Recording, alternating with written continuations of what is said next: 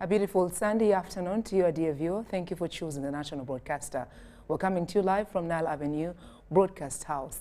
My name is Sandra Kahunde. Welcoming you on board for our weekly news roundup that comes your way every Sunday afternoon, giving you the highlights, and some of our top stories that you could have missed out throughout the entire week. Now, we start off from the international updates coming through. The funeral of Pope Benedict XVI was early this week held at the Vatican. The first time in hundreds of years, a funeral service for a former pope has been presided over by a current pope.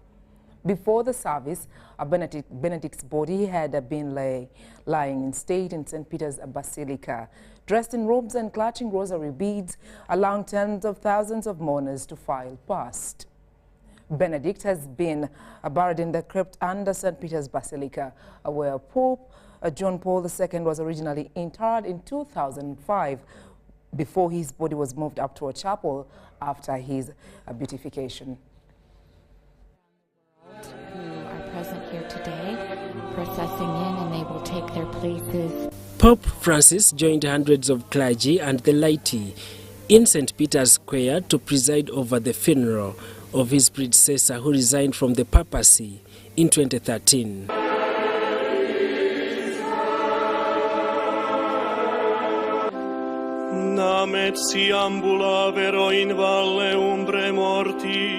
As it began, pallbearers carried Benedict's coffin out of the huge church and rested it before an altar in front of St. Peter's Square. Inside the vast space, thousands of people had gathered, including heads of state, royalty and clergy from around the world. Latin chants sung by the Sistine Chapel Choir echoed across the square. The mood was solemn and subdued. During the Mass, concelebrated by cardinals, bishops and priests, Pope Francis spoke of wisdom, tenderness and devotion that he bestowed upon us over the years. Ancora una volta l'amore che non si perde, e vogliamo farlo con la stessa unzione, sapienza e delicatezza e dedizione che egli ha saputo elargire nel corso degli anni. Vogliamo dire insieme: Padre, nelle tue mani consegniamo il tuo spirito. During the service, he was laid out in coffin made of cypress wood, enclosed first by zinc, with a further wooden coffin inside.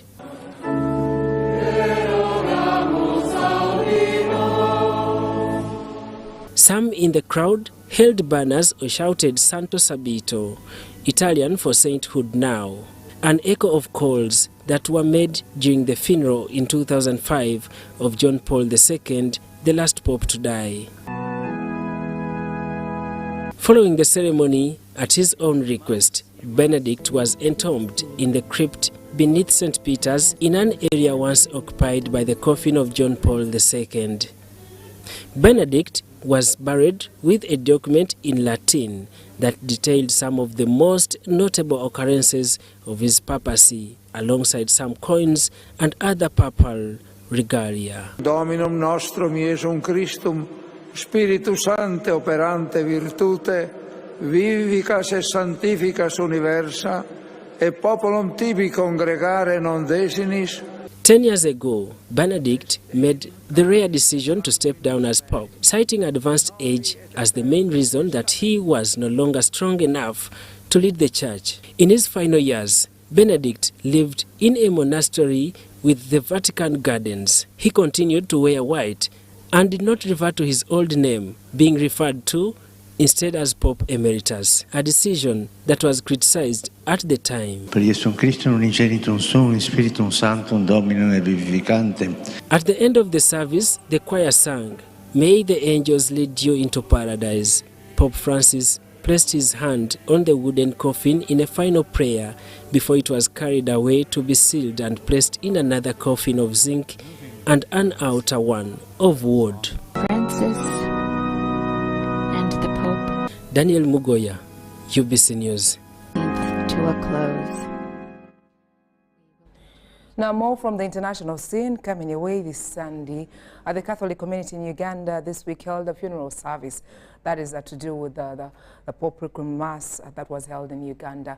The Catholic community in Uganda held a funeral service to bid farewell to the late Pope Emeritus Benedict XVI, referring to him as one who served humanity and kept the church intact during his 10-year service. The Requiem Mass that was held Thursday at Rubaga Cathedral right here in Kampala. As the solemn Requiem Mass of Pope Emeritus Benedict XVI was going on at St. Peter's Basilica, Rome, a similar ceremony was being held in Kampala in memory of the late Pontiff.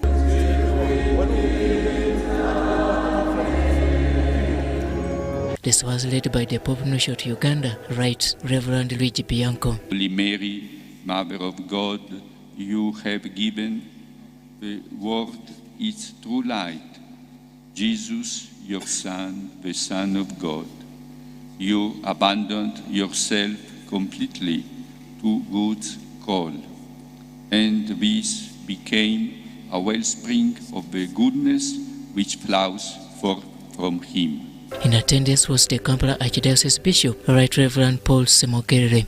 We are sad, but we also rejoice with him, knowing that he has dedicated his whole life to serve the Lord, and have served well all the years of his life as a priest, a bishop, and a pope.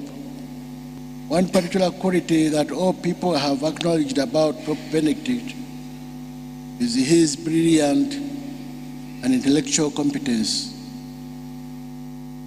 He had a powerful analytical mind and always provided very sharp insights into challenges facing the world, facing the church and society. We can rightly acclaim that he was a prophet of our time and truly enlightening to society. The chairperson Uganda Episcopal Conference, Right Reverend Dr. Anthony Ziwa, graced the occasion. We recognize with appreciation the pastoral achievements of Pope Emeritus Benedict XVI during his pontificate. He served God and the Universal Church devotedly and was deeply convinced of the truth which he always upheld. We shall always remember him as an ardent promoter and a defender of the Catholic doctrine as espoused by the Second Vatican Council, in which he himself made a significant contribution as a theologian. The leader of opposition in Parliament, Matthias Impuga, was also present. Members of Parliament, division mayors and the general public. It's been a very fruitful papacy for the church, and he has had many landmarks for his service. The Catechumen of Buganda, Charles Peter Maiga, also graced the Requiem Mass. When Pope Benedict XVI was elected Pope in 2005, he stated that he was a humble servant in the Lord's vineyard. And before his elevation to the head of the papacy, he was instrumental in defining the position of the church on spiritual matters concerning Catholics and the entire global Christian community. He was also instrumental in defining the relationship between Catholics and non-Catholic Christians, and between Christians and non-Christians in the world. The former pontiff, Benedict XVI, died peacefully on 31st December 2022 and has been laid to rest this Thursday, 5th January 2023. Robert Onyango, UBC News. Now, in other updates, 17 passengers died in a fatal accident at Adambe Trading Center in Kamdini along Kampala-Gulu Highway. This was after a bus belonging to Robilin Bus Company rammed into a parked trailer, slashing the bus in half. 12 people died on spot, while 5 of the 26 were rushed to Abaya Hospital, also passed on.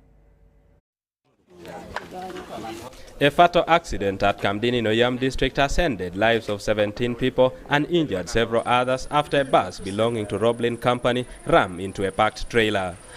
The trailer just parked, so I heard something like,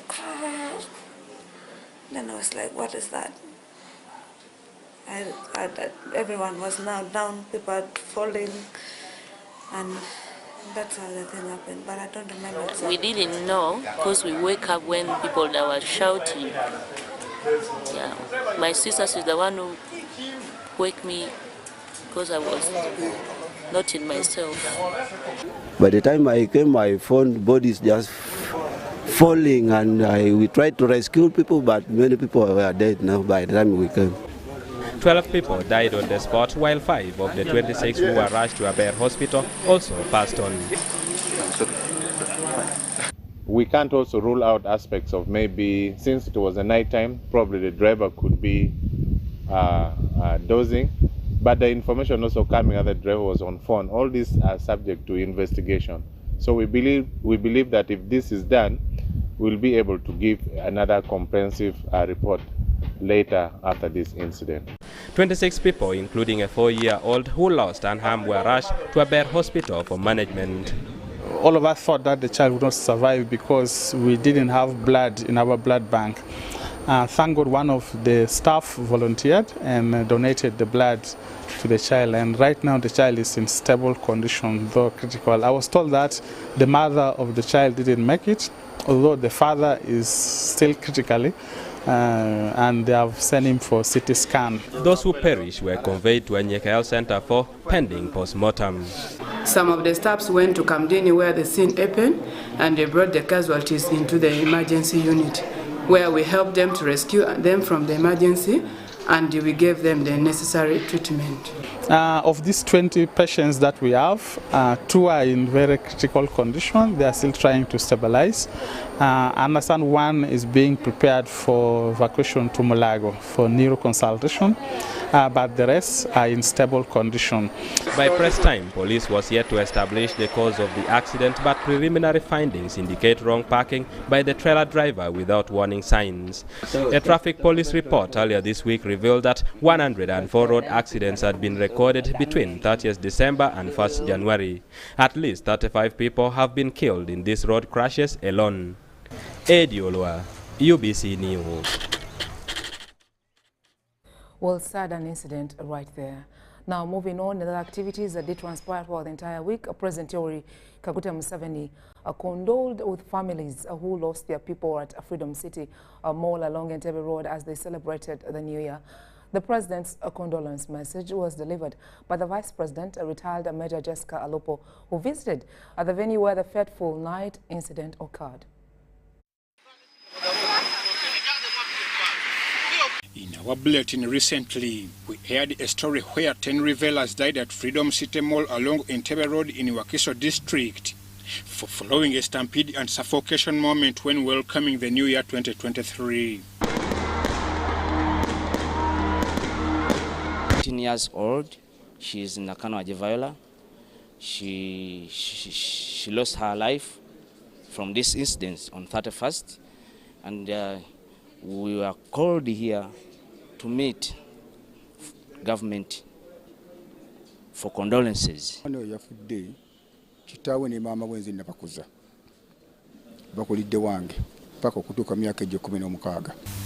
Today, the Vice President, retired Major Jessica Alupo, who represented President Yoweri Museveni, visited the scene at Freedom City Mall, where the fatal incident occurred, and grieved with mourners. Alupo first held a private meeting with the Kampala Minister Hajati Misa Kabanda, the RCC Wakiso Justin Mbabas, and a detailed team of security officials.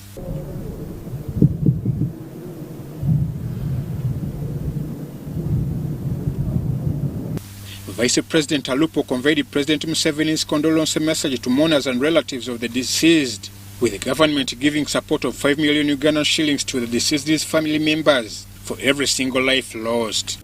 The stampede was occasioned because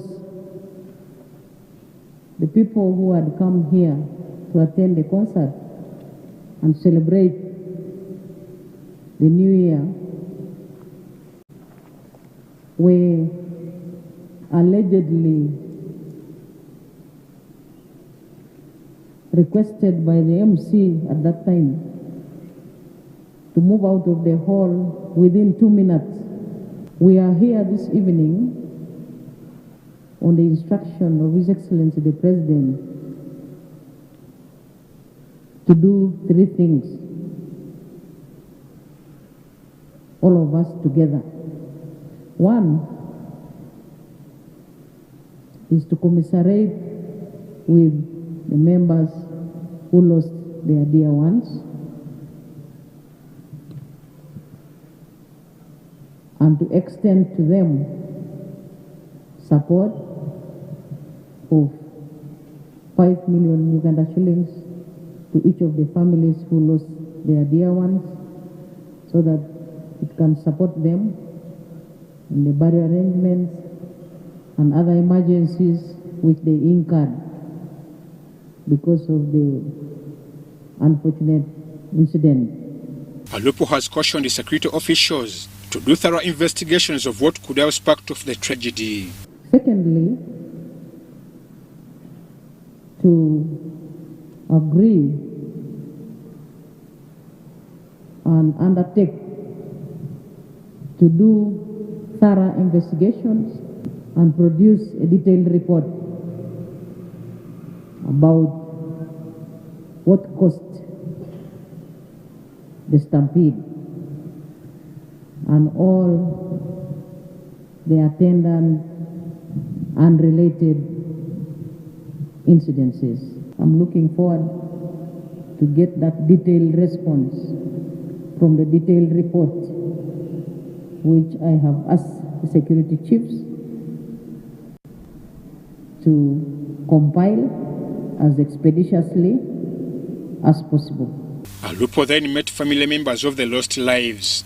The Deputy Police Spokesman, Kampala Metropolitan Luku Oesijire, confirmed as they have 2 suspects under their custody over the mall tragedy.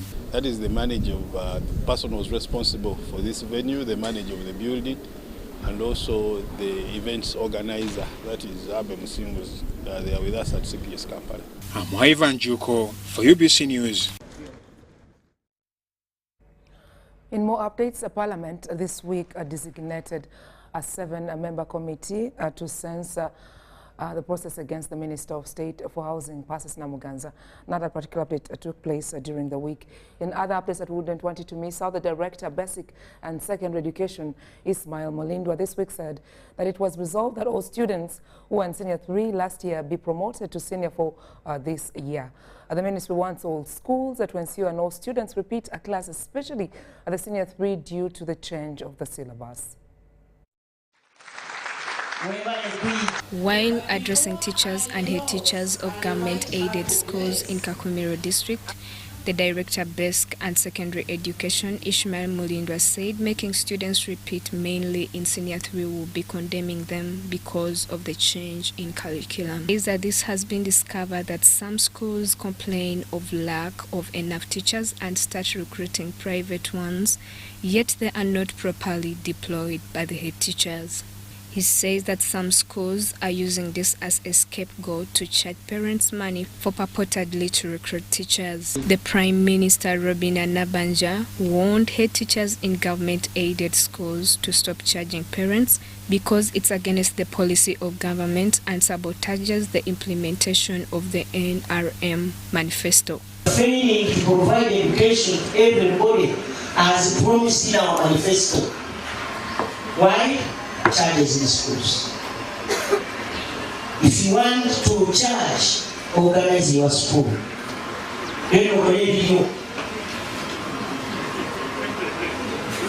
Nobody will stop you from charging even when you want to be your per student. The Minister of State in charge of Basic Education, Dr. Joyce Moriko Kaduchu, asked teachers to produce results in schools or else government will swing into action. We want to see the issue of absenteeism being addressed through your professionalism. We want to see complaint about teachers. You are charging parents, you are distorting money. Meanwhile, teachers in Kakumiro district have dissected the causes of poor performance in government-aided schools and promised to adjust in this academic year. Among the causes, inadequate planning, failure of learners to read. Kakumiro district has grappled with both high school dropout rates of 46% and poor performance at both primary leaving examinations and Uganda certificates of education. The district in the last 5 years has registered 4% pupils passing in Division 1, while 14% failing according to data at the Education Department of Kakumiro. Now, this year's HSAKATI participants have been advised to embrace moral behavior to benefit from this HSAKATI for 2023 of Nabagereka. The Executive Director of Nabagereka Development Foundation, Andrea Adrian Muchivi, says this year's HSAKATI comes at a time when many learners have been traumatized by COVID-19-induced lockdowns. The 2023 HSAKATI is to last for 3 weeks, beginning on the 5th till 21st January 2023 at Amuza High School, Mukono. The Chisakati, an event annually organized by the Nabagereka of Buganda, has officially commenced with an appeal to participants to be disciplined. The Executive Director of Nabagereka Development Foundation, Andrew Adrian Muchibi, asserts that this year's theme was chosen basing on the 2 year students' experience with COVID-19 lockdowns. The choice of the theme was driven by our interaction with the different children that we have within Uganda, and realized that many things happened in the 2 years that they're out of school. So one of the first things that we want to do is to make sure that we look at the mental health of the children that was mostly affected by the COVID lockdown. Percy Paul Lubega from Finance Trust Bank, the main partners with Nabagereka Foundation since 2017, says they intend to empower the youth who are part of the bank's customers. We sponsor children ourselves as directly as a bank that are our customers that bank with us through our junior products, but later go ahead and participate in conducting different sessions within the Chisakati Nabagereka, including financial literacy. So today, that's one of the events that we are doing. We shall be participating fully from the beginning of the Chisakate today up to the end of the closing events, as we also impact our children that are going to participate. Chisakate facilitators led by Joanita Kawalia and Rashid Lukwago promised to empower learners with moral values, also known as Obuntubulam. Mama feels one of the dynamics of her children this time, language is major, and we expect them by the time they'll come back, they'll be in position at least to construct and to talk in Luganda. This year we are trying to link the differences between informal education and formal education, putting our children in the position of the positivity, the positive citizens, the positive children, the positive administrators in the future, positive mothers and Some of the participants UBC talked to are eager to learn a lot for the time of 3 weeks in Sakate. I want to help my fellow Basakate who want to be leaders so they can improve on their leadership skills, because I love leadership. I expect to make very many new friends. I expect to perfect my manners and my interpersonal relationships with my fellow, campers. I also hope that I make new friends in this Sakate, and I hope I get new value. Finance Trust Bank handed over a check worth 30 million Ugandan shillings in support of the Chisakate. I'm Nafka Farida and Andrew Sebira. The outgoing chairperson, Makerere University Convocational Assembly, Dr. Tango Doi, this week denied allegations that he involved in rigging votes in favor of George Turiamreba Mugabe. He advises whoever is dissatisfied to go to court. Following the misconduct by a few individuals during the just concluded Makerere University convocation elections, the outgoing chairperson, Dr. Tanga Odoi, has denied allegations of messing up the elections. He claims that the chaos was caused by a few individuals headed by a contestant, Charles Odongo Tho, who wanted Dr. Tang Odoi out of office earlier before the end of his term. But Odongo Tho denies the allegations. The bad thing, they did not accuse me by addressing this to me. They accused me of siding with the winners by addressing the whole thing to the press. I think the best should have been to address this concern to me. And then I answer them that The winners are Ugandans who walk along the streets of Uganda. Tanga is a liar. Tanga is an embarrassment to the country and especially to the organizations he works with.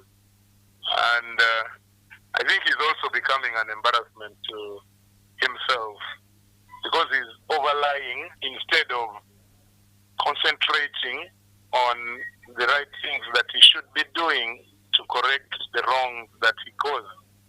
He caused the mess. He caused the mess to the convocation. Dr. Tanga claims that Odongotho and TM, through their lawyer Lukwago advocates, filed a case with intentions of adjourning elections, but court dismissed the case. Court said, looking at the time, the elections are set to be held, which are remaining with only hours, and given the fact that the elections, if held, can still be annulled if the alleged irregularities, illegalities, and malpractice are proven, there remains remedies for applicants to explore. Therefore, I do not find this application where an ex parte order should be granted, and I dismiss the same. Once their application was dismissed on the 29th, they now came to the assembly to try to make sure they block the elections. Tanga applauded the Uganda police for timely response to the chaos during the elections. He, however, regrets for any injuries caused. I don't see anything big with what police did here. Police did not even kill a person. Police simply said, since others have said they want to vote, they want to go on for elections, but you say you will not participate, and you don't allow the other ones their right out. If police beat anybody, it is unfortunate. In law, there was no election. The Constitution says the annual general meeting will be convened by the returning officer or academic registrar in consultation with the executive of the convocation. At least 2 months, with at least 2 months notice. That is what the Constitution says. The annual general meeting, which was held on 30th of December, was not called or convened in accordance with the Constitution. I am looking forward to the court declaring the annual general meeting a nullity, and hence no election took place. However, elections were carried out and George Tuyamureba Mugabe was elected chairperson of the convocation for the next 4 years. Mary Namkose, Dan Logemwa, UBC News. Now moving on, Uganda People's Defence Force has this week urged ministries, departments and agencies of government to respond to the Army's requirements while executing different projects. The head of the inspection team monitoring and evaluation of the Ministry of Defence, Major General Henry Matsiko, said they need to cope with the speed of the Army. The Committee of Monitoring and Evaluation of the Uganda People's Defence Forces has embarked on an exercise to evaluate the work being done by the Uganda People's Defence Forces Engineering Brigade of different construction projects across the country. The Army engineers are handling 127 sites, and one of them is Kololo Senior Secondary School, where they are supposed to construct 42 classrooms within a period of 6 months. During the tour to the site, it was discovered that UPDF started the work in the third phase in September last year and completed within 1 month and a half. We still have a period. We are supposed to complete this work by March, but we did it within 1.5 months. The project value was 541 million. They expected us to stay here for 6 months. We took only 1.5. Build our capacity. Even personnel, I think Fande can talk about that. They are more in training and we have enough. And to me as an engineer in my area, I command the 2nd Regiment. Where you see where I am, it is only 1 regiment. We have 15 regiments for engineering. And with the capacity, there are those. However, the issue of demobilizing and mobilizing of work by different ministries, departments and agencies of government is affecting the operations of UPDF, especially the way funds are sent. Because why we are here, we don't want the army to disappoint the president. He trusts us, and we are making sure what the trust he has put on the force is not betrayed. But these other agencies have to come on board. Like now, if these 2 months the army has not been on this site, if the people who are the end users, KCCA, could have seen and brought money, this whole day the children would have found structures, all of them finished. Kololo Secondary School was chosen among those under government program to eliminate asbestos roofing. However, UPDF could not put iron sheets on a wooden structure, hence embarking on construction of a permanent structure. The head teacher, Kololo Secondary School, Edward Kanonya, says the works enabled them to have space where some of the students sat their end-of-year examinations. The remaining work, I'm told, is close to 3 billion, 4 billion. The remaining work to completion. And yet what has been already done, it is close to 2 billion. So it would not have been easy for anyone's school, and especially Kololo in this case, to imagine ever doing this kind of work. The classrooms were small.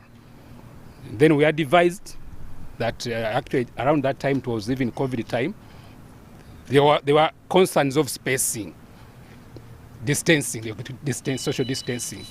So we were able to make the classrooms bigger, contrary to the original designs. Uganda People's Defence Forces has a project in Gulu and Mega One at Entebbe Airport. It is handling, and they emphasize that apart from their mandate of fighting to defend the country, they have exhibited capacity to participate in productive work in line with developing the country. I'm Nafka Farida and Stephen Kalisia. Uganda People Defence Forces Engineering Brigade has given a 30-day ultimatum to the Nambali Stadium land encroachers to vacate or face forceful evacuation and arrest. The army men took up the mantle of refurbishing the National Stadium, and so far the first phase is done. When the UPDF Engineering Brigade took up the construction role of Nambole Stadium, first was securing Nambole land from encroachers. A 4-kilometer wall that cost to 3.8 billion shillings has been finalized. But as the construction works went on, encroachers on the land were warned to vacate, but on deaf ears. Now all encroachers have been given up to the 15th of February to vacate or else face arrest.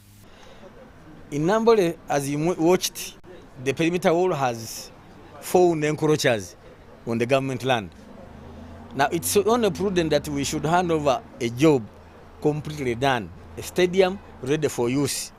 Now, as those encroachers, we are giving them up to 15th Feb. They should find their way out and go. By 15th, we shall start demolishing those structures you have seen, because they are illegal in that stadium. There is no compensation because they are encroachers. You can't have stolen my property, then I compensate you to leave.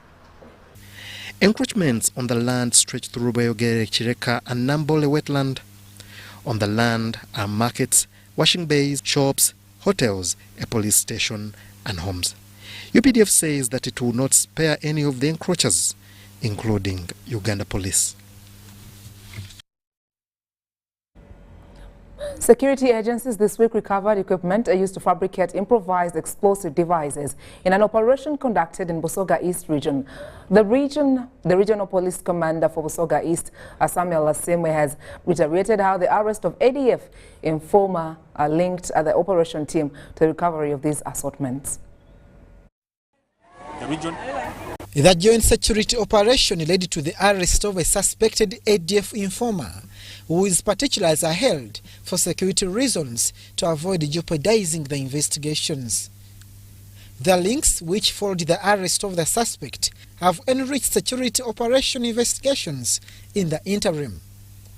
Unclassified reports indicates that the suspect was harboring elements used in the fabrication of improvised explosive devices. We have managed to arrest one suspect with links to some ADF cells that have been operating across the country. The operation was grounded in Iganga Busei village, where security hardware was recovered. Among the recovered were radio calls, motorbike number plates, and other bomb-related items. After the arrest of the suspect, the search was conducted in the house where he has been residing, and an assortment of exhibits that are related to bomb making were recovered, including some small cut particles of iron bars, and some wires, and other bomb making materials. Which community leaders are cautioned about new members without clear areas of origin. The suspect is said to have lived in this area for a short time living unfamiliar kind of life. The landlords, the LCs need to ensure that whoever comes seeking for accommodation is introduced to relevant authorities for record keeping and follow-up, just in case anything happens in the future. Tiwaba wali wakabenje kuna oba wali webitali bitebenkevu oba oli kubona omupangisa oyo essaawa dali kwirira mu ngati ntebenkevu sobola okujja okulipotinga eri chairman oba eri abakusingako olina ongola obuzibu oba buli.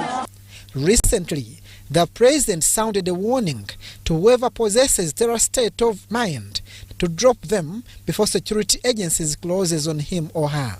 Issue of crime, I want to assure Ugandans that there is no terrorist group or criminal group that can defy the combined strength of the UPDF, the Uganda Police, the intelligence services, the Uganda prisons, the Uganda Wildlife Authority, and the popular vigilance of the people. Security is connecting these activities to the numerous attacks being projected to the security installations, especially police posts. Abdul Nasser Lubwama for UBC. For centuries, cats and dogs have been domesticated for companionship to deal with rats and security, but not all homes fancy these mammals. Some therefore end up neglecting and abandoning this mammal on streets for reasons are best known to them, as the number of neglected animals keeps on growing on streets and are becoming a nuisance. However, somewhere here in Kampala, an organization has taken a noble course to rescue this animal off the streets and communities and provide them with shelter. A casual look at this residence may end up just as one, but it may not be what it appears, with the ambience behind the walls. These cats and dogs call this place home. Our visit here is not much welcomed, with these carnivorous animals barking at us as soon as we made our way inside the shelter. Here we are welcomed by Alex Ocheng, who is the general manager for this shelter, Uganda Society for Protection and Care for Animals, a profession he has practiced for the last 10 years. The time you want to approach the cat, you normally do like this. And if you're coming near you, you know that cat is friendly. There are some which, if you go like that, they run away or they want to scratch you. He has mastered the behavior of these tamed animals, and he knows which one is friendly and which one is not. As such, he has established a connection with them. This is a cattery that houses about 50 different species of cats, and everyone that is here has its own story. As I told you, this guy was not born like this without a tail. He got stuck on a reservoir in Kololo. Then someone called us. It was an evening of about around March, April. So that tail was damaged completely. And so we end up to remove the tail and we remain tailless like that. Just a few meters from here is a man's best friend, dogs. Well connected with Ocheng. All animals kept here were rescued, others from streets while others from homes. And here, the newly rescued dogs are separated from the rest. This dog, for example, whose health is improving, was rescued as it was about to die. They call me all the time for rescue. And you know we are using fuel. Sometimes you don't have a fuel. And you want to run from here to Mpigi. As I just show you a boy which I rescued from Mpigi. You bring them in with a lot of ticks, disease, and you must treat that before you mix them with others.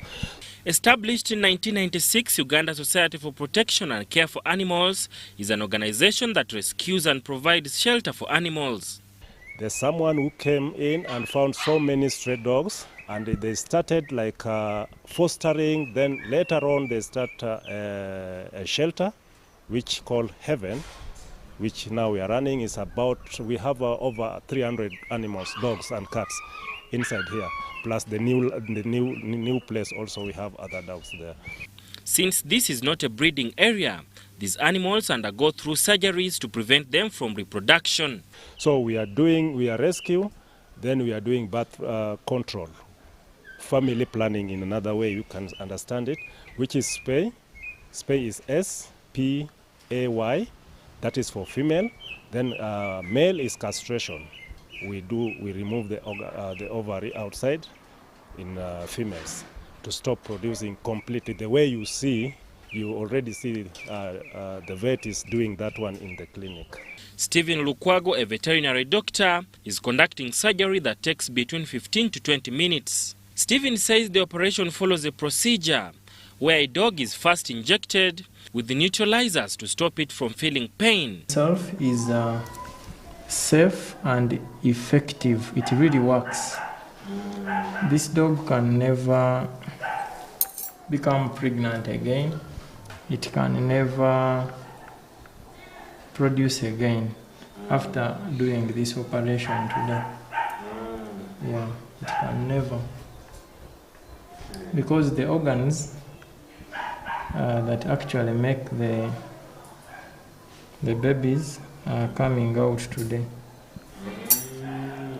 Yeah. And later, when the process is done, she is awake and aware of what has happened to her.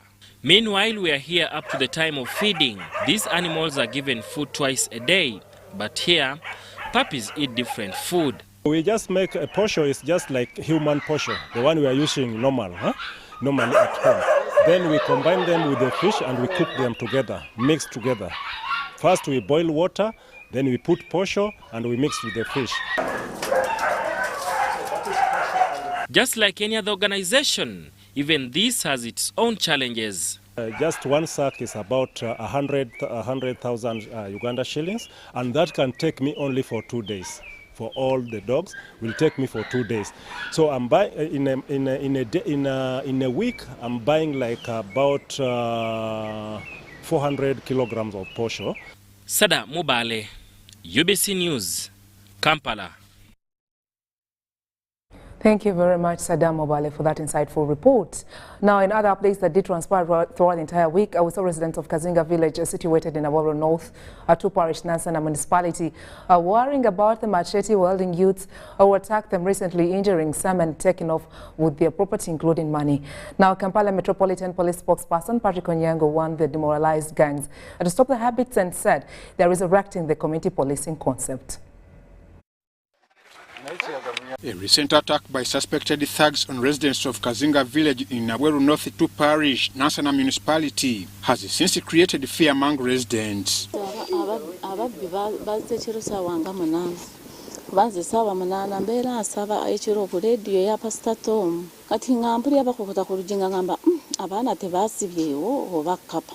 victim of the recent attack shares his experience about the attack.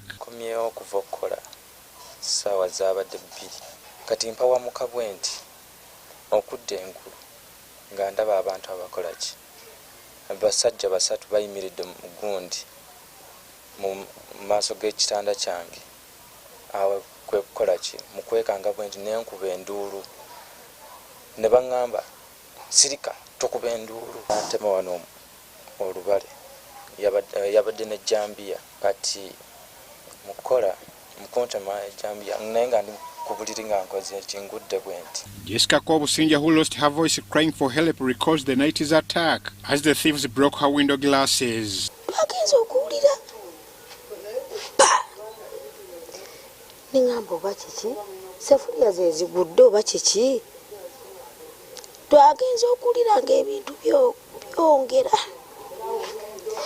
Tata wabana n'agamba bano babbi nganze ndayandulu. The area councillor Stephen Ibule and other leaders attributed the increased criminality to joblessness among youths. Fenga bakulembeze omulimu gwe tulina munene nnyo bange ebbula ly'emirimu bavubuka lisusse ka basobola okuba mu kitundu n'ebweru w'ekitundu kuba eggwanga ddene bava mu bitundu eby'enjawulo ne bajja bakola bizinesi zaabwe ez'okubba n'okutta abantu ne bagenda anti mulimu abantu bangi abantu abasukka 5,000 giwangayira mu Nansana ate nga tulinaanye ekibuga Kampala. However, residents criticized the village security team over the manner they are handling enforcement. Bobby kuteega kumenya mayumba mulimu bano bakifeesi poliisi ebamanyi babakwata onontuusa poliisi nakusooka wano. The night attacks have of recent been linked to machete gangs that recently terrorized parts of the country. Kampala Metropolitan Police spokesman Patrick Onyang says these are village goons they are yet to deal with. Investigating a case of aggravated robbery that was committed by the thugs. The thugs had the pangas and other breaking implements that they were using. We are using all the available technology to see that we track them down. Onyango lamented that they are to reinstate a policing system to curb criminality. Our action that we are now going to take, we are going to carry out community policing in that area to sensitize members of the public what to do, and also to sit down with them in a security meeting, and we discuss with them the way forward, how we can solve the insecurity that is coming up in that area forever.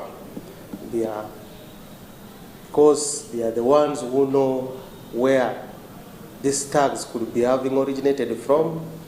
They are the ones who know how best we can protect them. Mwaivan Juku for UBC News.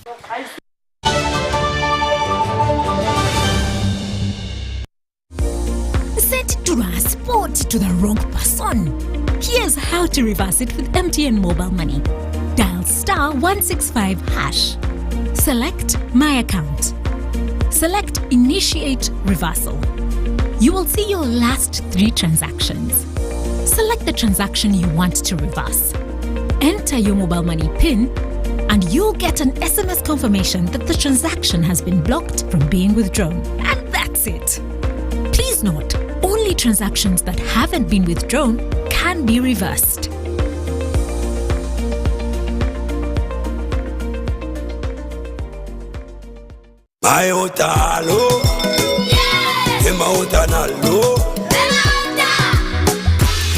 Soka nompa hemanga tona dinda yenyonta esuse kodia alasoga myuse nenkalama teriwa nenyula yonyambe umpe okuhema cause I love you hema everybody know oh hema maziganga gampomela.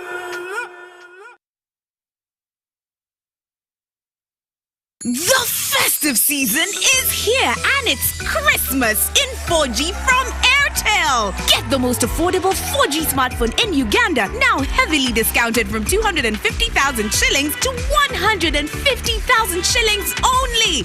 Yes! 150,000 shillings only to keep you connected to your loved ones this holiday season. Dial *175*94# to activate free 1 GB instantly and 100% double data on all weekly and monthly bundles for 3 months. Get one today while stock lasts from the nearest Airtel shop.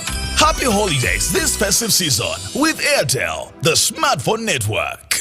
Ladies and gentlemen, it is no longer news that Ebola is with us. Please wash your hands with the soap every now and then. For the entire business community, ladies and gentlemen, let us lead by example. Let us sensitize our customers and let us be cautious. Avoid handshaking, avoid hugs, because it is dangerous for everyone. If you, your loved ones, or anyone else in your community is experiencing any Ebola signs and symptoms, immediately inform the health officials in your area. You can also call 0800 100 066 or text 8500 for free to notify the health authorities. Together, we can beat Ebola. This message is brought to you by the Ministry of Health with support from USAID, WHO, and UNICEF. Hey!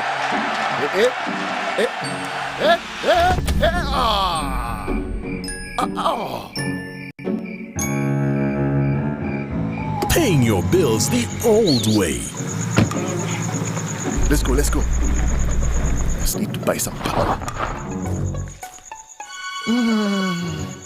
Paying your bills with the My Airtel app.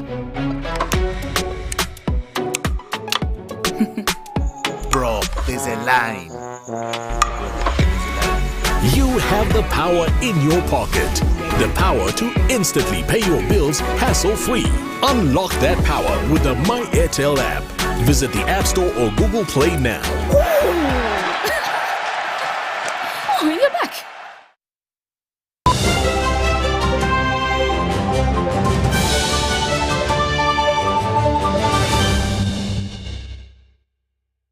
Welcome back. Pleasure to have your company once again for this special edition that comes your way every Sunday, the weekly news roundup. Now, onto our business, youth and employment in the Bunyoro sub-region can be amicably addressed through embracing job creation rather than job seeking, says Jen Bareche, the State House Controller. Now, Bareche, who represented President Museveni at the Zonal Hub's vocational training graduation ceremony, reaffirmed government's commitment to ensure more youth across the country join the money economy. Youth in Bunyoro sub-region have been advised to be job creators rather than being job seekers. The State House Comptroller, Jen Bareche, says this will help them create wealth and tackle unemployment challenges. Petroleum Institute at Chugumba. Those people want learners of welding. They even failed to get the numbers in Uganda they are going to get from Kenya. Now that we have our skilling group basically from Masindi, why don't we connect them? I'm talking about the leaders. Bareche represented President Yoweri Museveni at the graduation ceremony of 209 students who had successfully completed 5 months free training in different vocational disciplines at Bunyoro Zonal Industrial Hub in Masindi District. Let's work together. Let's help Ugandans. The president started this because when he was moving around in his campaigns, he saw so many youth of Uganda not having jobs. Not because there were no jobs, but they didn't have skills. They didn't have qualifications. And he said, no, life doesn't stop at degrees only. It doesn't stop at masters only. Life can be from your hands. You can earn from your hands, even if you're not educated. That's why we chose you without any discrimination of an educational background. The graduates were urged to embrace government programs such as parish development model in order to join the money economy. Indeed, without a doubt, vocational skills and technical skills is the way for unemployment for this country. This is just the beginning. Please endeavor to aim higher than where you are. The hub admitted 220 students from 10 districts. 11 dropped out, whereas 209 successfully completed the training and were awarded DIT Level 1 certificates upon completion of the training. Acquired skills included tailoring, carpentry, welding, and hairdressing. Dennis Igoa for UBC News. Now, still on the same topic, that is to do with the graduation at the Zonal Industrial Hub. Initiative has transformed the lives of former cattle rustlers in Karamoja sub-region. The initiative by President Yoweri Museveni has effected this through equipping the former Karamojong warriors with life skills to engage in productive activities. This was testified during the graduation ceremony of the first batch of graduates at the Karamoja Zonal Industrial Hub in Abatwa village, Lokitelas, Ebo sub-county, that is in Napak district. The State House Comptroller, Jen Bareche, has appreciated President Yoweri Museveni for initiating a project that has even seen former cattle rustlers getting skilled to better their livelihoods through legal means. Close to 177 students in Karamoja sub-region have completed a 5-month training at the Karamoja Zonal Industrial Hub.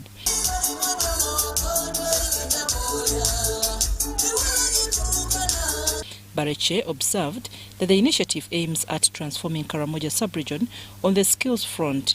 She encouraged other former warriors to join the initiative so that they could be part of Uganda's socio-economic transformation agenda. They can come and join these other ones, like the ones we just seen.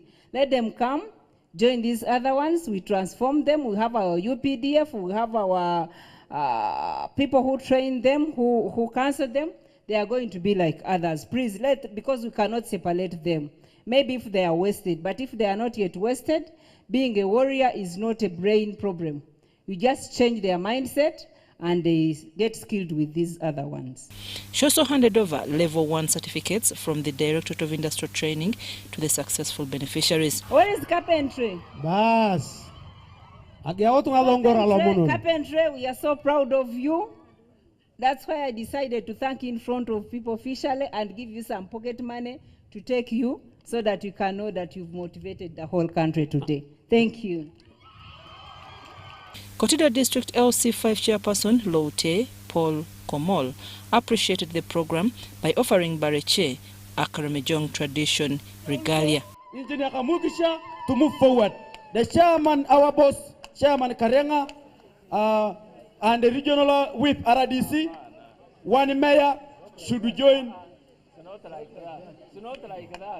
Not like that. One hand here. The manager of Karamoja Zonal Industrial Hub, Charles Lotiang, said they admitted 182 students from 11 administrative units of Moroto District, Napak, Nakapiripirit, Nabiratuk, Amdat, Kotido, Abim, Kabong, and Karenga municipalities. Some of them were terrorists in towns. Some of them were unmanageable in centers and in their villages where they came from. So we saw as if these are like community rejects or what. I think you can thank the state for the achievement that they have done. Among the beneficiaries were former Karamejong warriors. Charles Lotiang thanked President Museveni for his visionary leadership that enabled him to skill the youth through zonal industrial hubs. All these units we are talking about have a department, and a PDM have a department and a Myoga.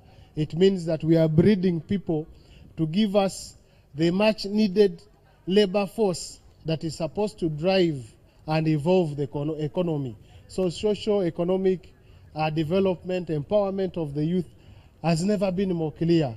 With this, we have tailors, we have carpenters, we have people who can give service at the lowest level. The beneficiaries were skilled in different vocational disciplines such as tailoring, carpentry, welding, and hairdressing.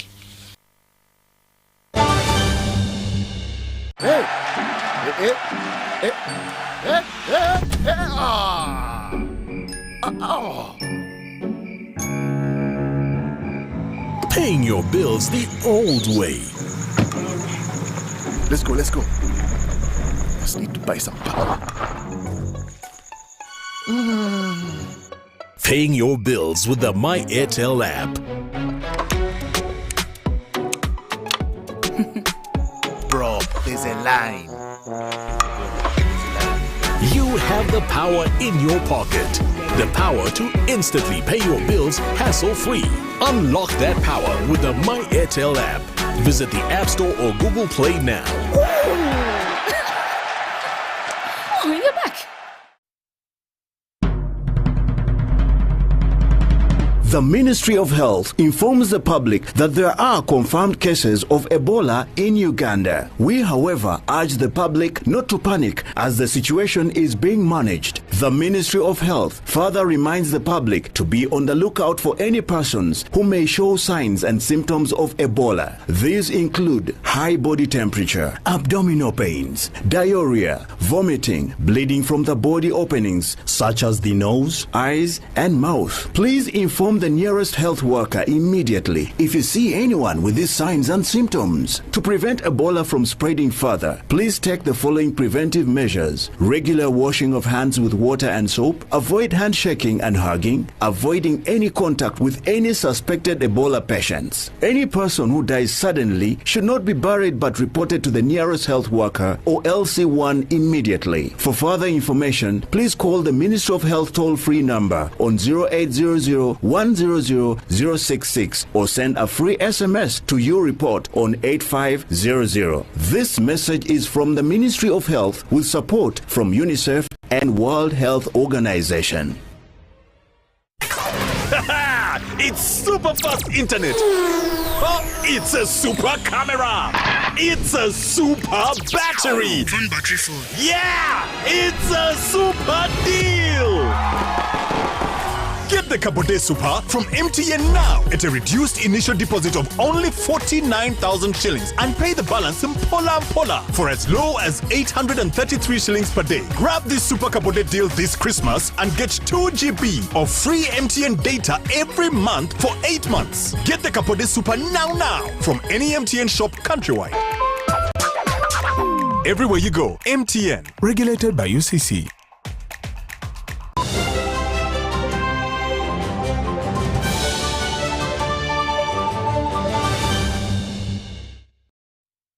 Welcome back. Good to know you're still keeping us company. Now, international updates coming through that you could have missed out during the week. Kevin McCarthy has been elected Speaker of the U.S. House of Representatives after heated exchanges which almost saw fellow Republicans come to blows.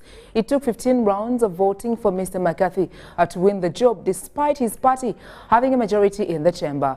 It came after dramatic pressure campaign played out live on the House floor as party rebel Matt Gaetz was urged to vote for Mr. McCarthy. The Florida congressman was among 600 holdouts who led on Friday. Earlier, amid heated scenes in the chamber, Mr. Gaetz had almost came to blows with Republican Mike Rogers, a supporter of Mr. McCarthy. The Alabama congressman had to be physically restrained by colleagues as he blowed and jabbed his finger at Mr. Gaetz. The Speaker sets the House agenda and oversees legislative business. The post is second in line to the presidency after the U.S. Vice President. U.S. President Joe Biden congratulated Mr. McCarthy for his win and said he looked forward to cooperating with the Republican Party. In a remarkable turnaround in the 12th round of voting, Mr. McCarthy was able to persuade 14 Republican holdouts to cast their vote for him. A 15th rebel followed suit for the 13th ballot. After the 13th ballot was adjourned, Mr. McCarthy insisted to reporters that he would have the votes to take the speakership on the next round.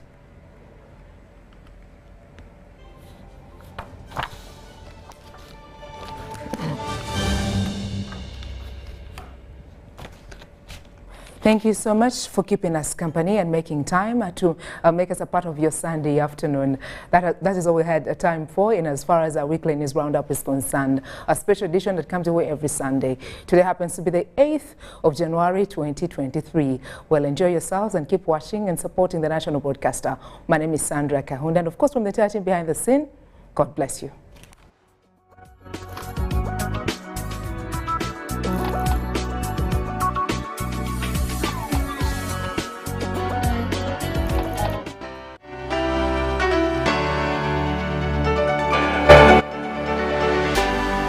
UBC, inspiring Uganda.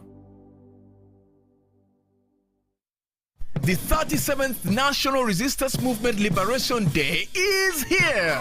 This will be celebrated on the 26th of January 2023 under the theme, our tireless effort to transform Uganda is a promise we can't afford to fail. The NRM government